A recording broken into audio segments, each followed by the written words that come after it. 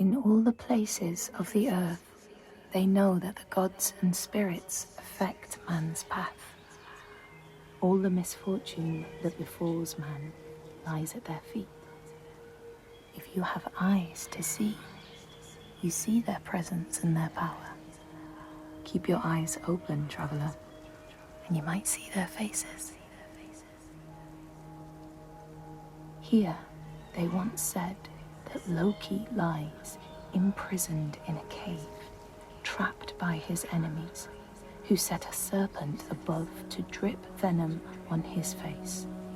His wife, Sigyn, sits beside to catch the venom in a bowl, but when she must leave to empty it, the poison falls unabated. His pain is so great that he thrashes and writhes.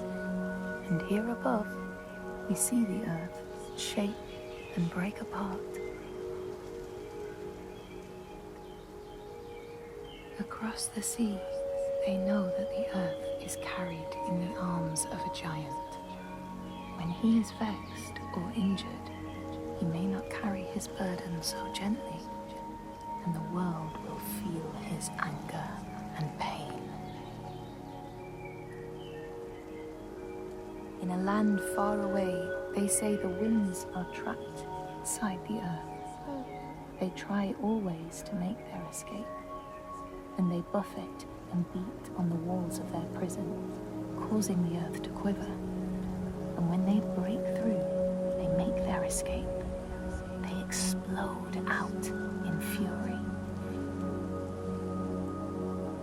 In the lands of your birth, people live hidden too, in the hills and stones.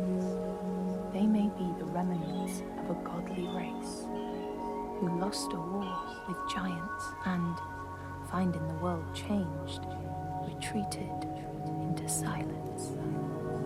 But you still see their carvings and circles from the time when they walked among men.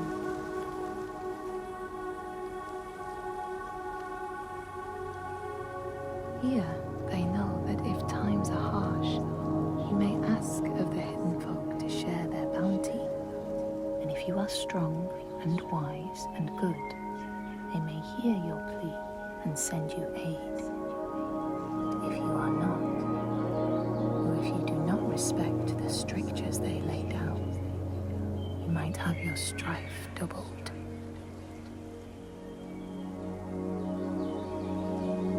In the lands of your birth, and in these lands too, they know that people can be taken by the secret fair ones.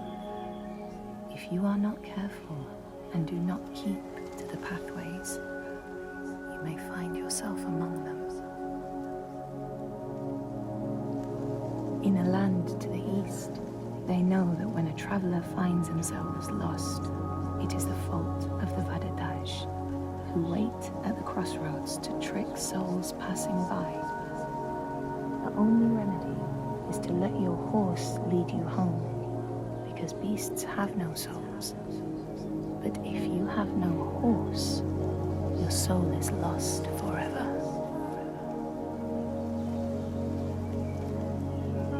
In this place, they know that sometimes the hidden folk will take their children and leave another in their place. These children may look the same as their own, but will be dazed and far away, or ill-tempered. And you know then you have a changeling in your house. In this land, when people cannot raise their children, they will leave them in a sacred place for the hidden folk to take and care for. Sometimes these children come back, but it is said that they are changed, with a wildness in their eyes, and their parents do not want them. These people know that children who have died uncared for can return as small ghosts clad in fluttering rags.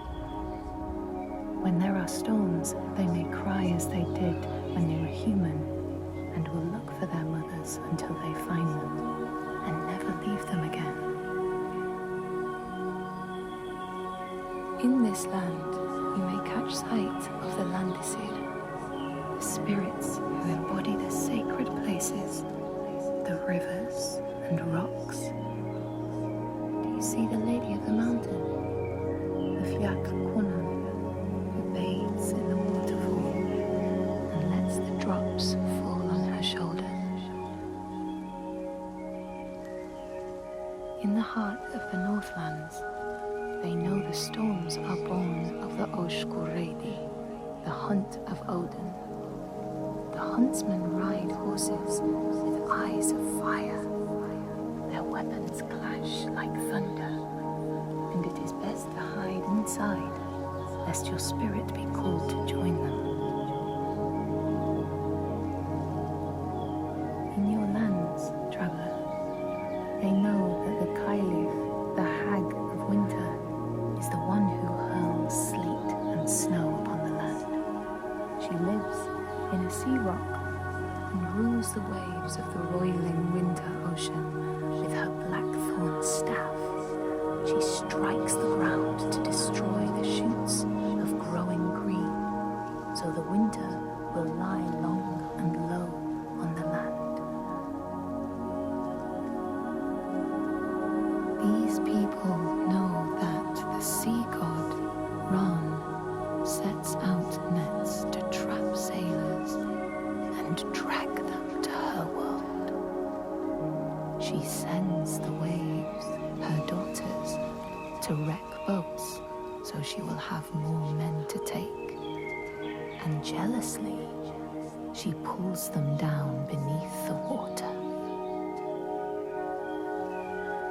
People here speak of warriors who can transform themselves into bears when they are enraged. Their skin becomes hide so thick no sword or spear can break it. When King Hrolfr fought Skald, many people saw a great bear fighting beside him, who killed more men with its paw than any 5 soldiers.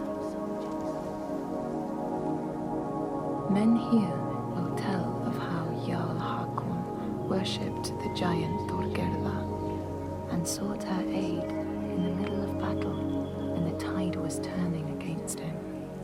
Fleeing to an island, he pleaded with her for aid. She demanded a sacrifice.